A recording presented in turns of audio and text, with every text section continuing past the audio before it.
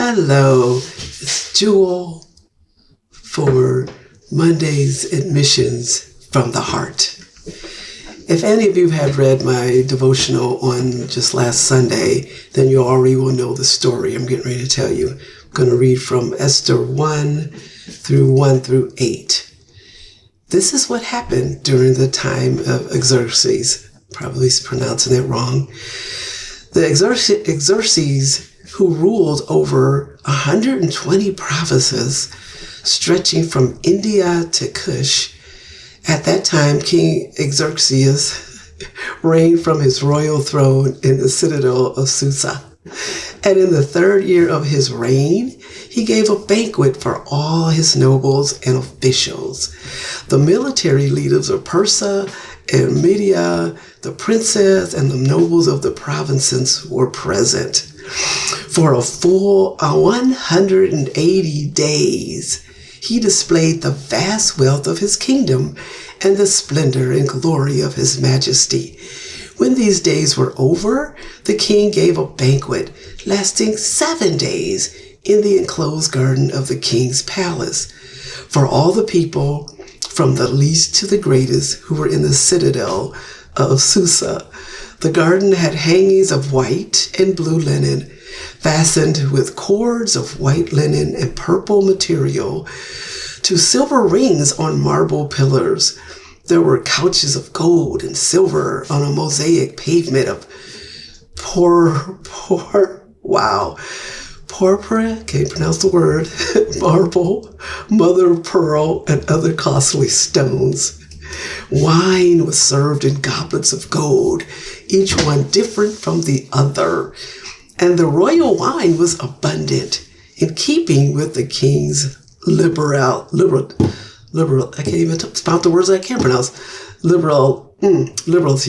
By the king's command, each guest was allowed to drink with no restrictions, for the king instructed all the wine stewards to serve each man what he wished.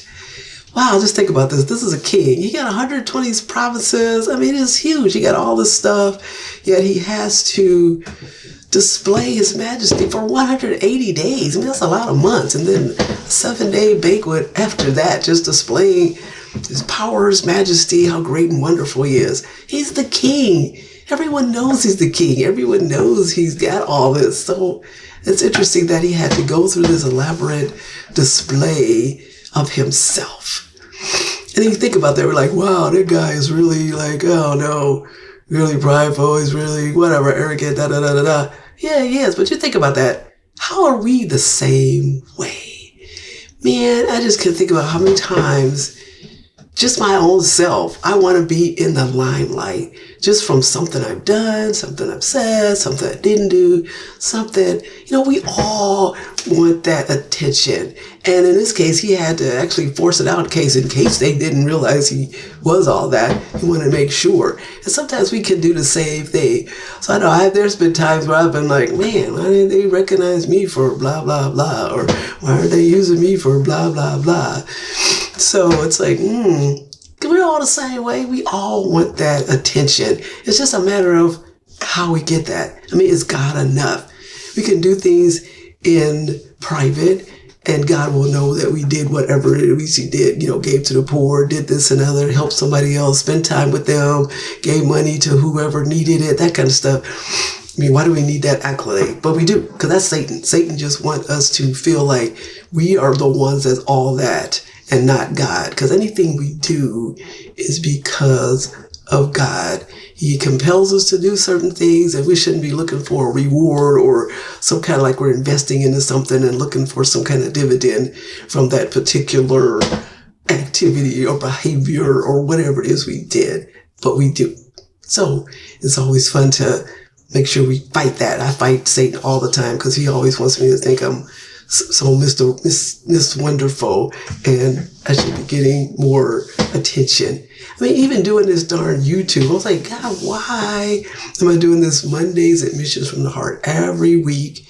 Why do you have me writing in 5 different websites, or some of them are blogs? Why do you have me doing a travel YouTube video too, especially the travel video and my blog about travel. Since I love to travel, I love to travel. I love to do that. And the reason why I personally enjoy doing it because I like to help other people get those opportunities to travel and get ideals to go and get compelled to go because of something I wrote and now write or talk about. Because like I said, I got a YouTube video and a written one. The travel one started when I was a travel agent. So then that motivation of having the blog for the travel was just to compel people, see what I'm doing, maybe want to use me as a travel agent. I'm not a travel agent anymore. I haven't been a travel agent since 2020 when God told me to get out of that industry for the last time. Because you know my story about how he told me to get out a time before, and that was a whole crazy thing that I disobeyed on, and then eventually had to get out. But then he brought me back in, and then now in 2020 it was a definite you're out as far as traveling for money. And I travel like I have traveled for Guinea for fun. Maybe I'll take a couple people along with me, but there's no financial gain. So why does he have me doing all these activities and there's really no financial gain for me to do any of this? None of this. It's just because he compels me to do it. And then there are times when I don't feel like doing it, I don't feel like writing, I don't feel like talking, I don't feel like whatever, but I am compelled to do it anyway. Because it's definitely not getting me any attention. So this is work. I'm just telling you, sometimes this is work. But then at times it's not work because God is actually telling me what to do, what to say, what not to say, that kind of stuff, when to do, the timing of whatever I'm doing. And then he has me do it because I have learned that when those times when I really, really feel like, I don't want to do this, I don't know why you're doing this, because Satan want to tell me, nobody's listening to your stuff, nobody's reading your stuff, so why are you wasting your time doing any of this? Because I say, well, God told me. And even if just one person is convicted by something that God has me to relay to you, that's all that's necessary because God told me to do it. And I may never know. The cool part is God does help me every now and then have people say stuff like, girl, I needed that word for whatever the reason was, whether it's written or verbalized in one of these mediums I'm just telling you about. I mean, even this, And then one girl, even at church the other day, she commended me on this, and she said she had heard the last one, which I just did on, what the heck was that about? Oh, about my anniversary, her 51st anniversary last week. That particular video, and she said she enjoys listening to this. But she also gave me some I can't even get the verbiage out. She gave me some constructive criticism. Yeah, so that was good. I needed that. But at the same time, I was like, wow, I was getting accolades and then I was getting constructive advice on how to proceed and what I'm doing on this particular medium, because she didn't talk about the travel. I'm not sure if she looks at the travel one or not, because that's just a whole different group of people that listens to the travel one or reads the blog about my travel adventures. But this one happens every Monday, so it's often, and the written devotionals happen every Sunday, Monday, depending on how God wants me to write that one. So those two mediums happen every week. So that's a lot. That's a lot. But he has been doing I've been doing that for years, especially the blogs.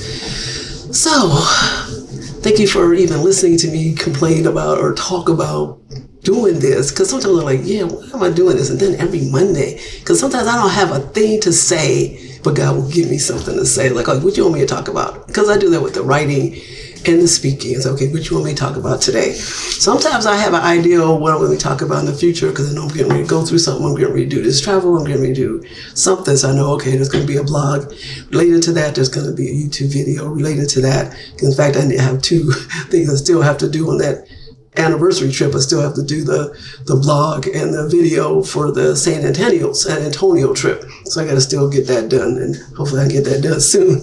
Well, I'm not worried about it because I won't be traveling for a while, but I want to get it sooner than later while it's still fresh in my mind. How much fun we had in San Antonio celebrating 51 years. But like I said, none of this is for any financial reason. It's just because God wants me to do it. So if there's any topics that maybe you want me to talk about, that'd be cool. Throw that out there, throw them in the comments. Like, okay, it'd be cool if we could talk about, I don't know, blah, blah, blah, blah, blah, blah, whatever that is. I don't know, because I don't know. What are your needs? What do you want me to talk about instead of just being here randomly talking to you every Monday about either something that's going on in my life or something in the story like this here about how we need to be